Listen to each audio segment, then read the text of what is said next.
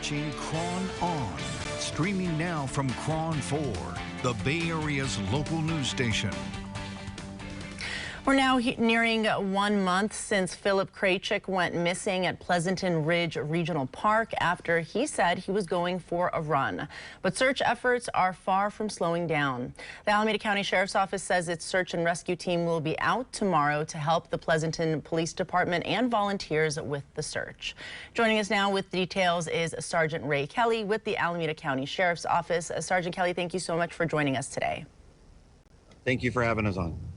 Sergeant Kelly, it's been nearly a month. Search efforts have continued. Where are the search efforts as we stand right now?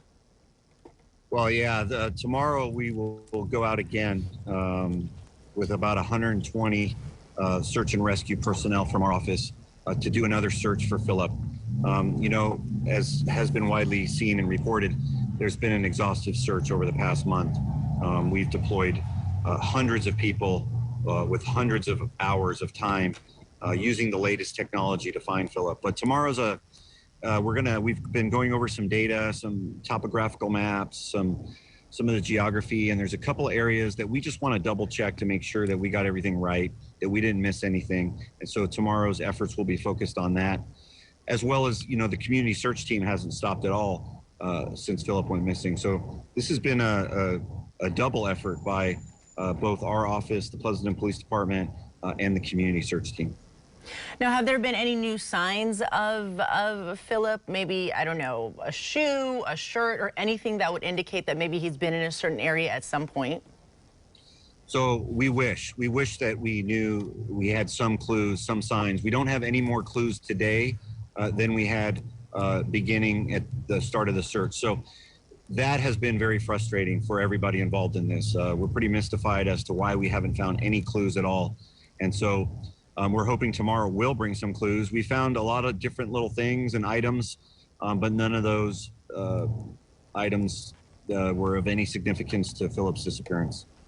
Now, if there hasn't been any sign, is there another reason that the search and rescue efforts are still ongoing, other than still wanting to find Philip? Are there any changes in search tactics or anything like that? So there's a couple things going on. The Pleasanton Police Department is doing a missing persons investigation into this case, and that's looking at Philip and looking at it from that law enforcement lens, going back and seeing and doing all of his movement prior to coming to Pleasanton Ridge. Our mission at the Sheriff's Office with our search and rescue mission is we believe he's up on the Pleasanton Ridge, and that we need to exhaust every last avenue, every thought, every conceivable option up there. And I think that we feel that tomorrow we have some things that just we feel that are not settled, that we want to go back and to make sure that, you know, we're leaving no stone unturned, that we've put a footprint on every piece of that ground up there, that we need to go back tomorrow and fine tune some of our search efforts. Is there any hope or likelihood that after this long that Philip could still be alive? I think that hope has greatly dwindled, and I mean, if he was alive, I think we would have found him. I think we use some of the most advanced technology that exists in the world to find people in wilderness. We used some drones and some very high-tech equipment from the air that's able to sense heat and thermal energy. And, you know, we were picking up warm rocks, small animals, deer. We could see our own personnel on those cameras. So the specificity on that technology is so good that it would lead us to believe that we're not seeing any heat signatures out there. A month has gone by. I think Philip had a much higher survivability rating than maybe the average person would, based on his level of fitness, his youth, his training as an emergency EMT, as well as his wilderness experience. So, you know, Philip, if anybody was going to survive an environment like this, it would be him. It's just so bizarre that given the extensive search and rescue efforts that, you know, the various agencies have kind of put into place, that there's not a single sign, especially when you're using the heat sensors and just kind of picking up various things except for Philip after so long. What is the likelihood that given he is out in the wilderness, is there a likelihood that perhaps if he was picked up by a large animal, I mean, I don't know what the wilderness wildlife looks like out in the region that he's in, but could there be bears? Could there be mountain lions?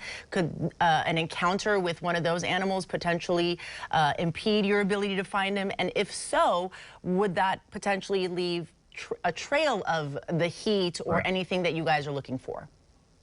So absolutely, we've discussed all those scenarios. We've gone through all those scenarios.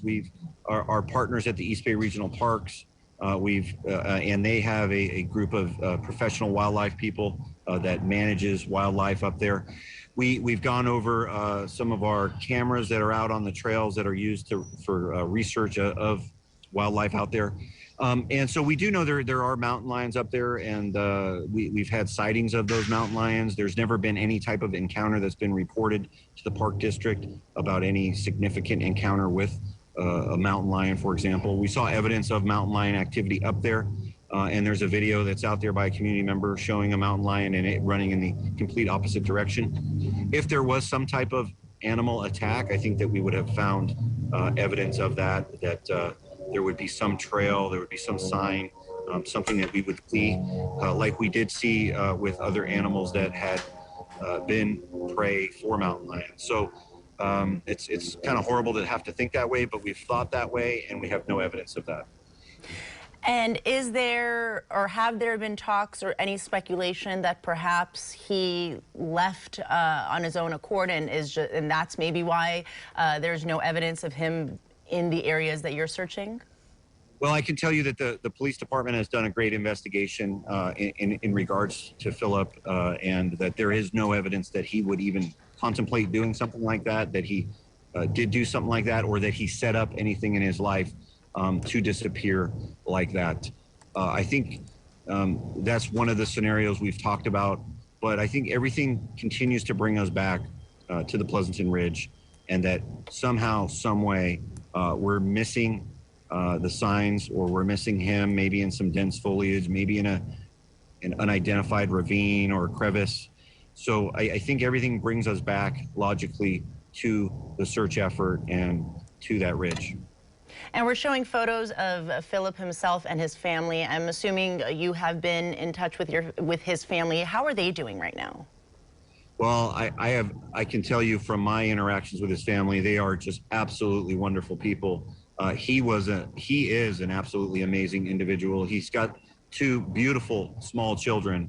And I think when you meet his parents, when you meet his wife and those kids, this story gets very personal for us. And we have poured our heart and soul into this, into finding him. And, you know, I've never met Philip. Our team has never met Philip, but we feel like we know Philip and that he is part of our family, so to speak. And so everything we know and have learned about Philip, he's just an amazing individual.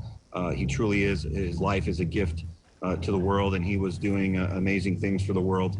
More importantly, by being a father and a husband and a son. So that's where we're focused, and it's definitely been very emotional for us, and we continue to love and support his family. Well, I'm sure his family and members of the community are grateful that these search and rescue efforts have not stopped, and that you are still actively searching as actively as you were when he first went missing. Sergeant Kelly, are you and your colleagues still looking for volunteers?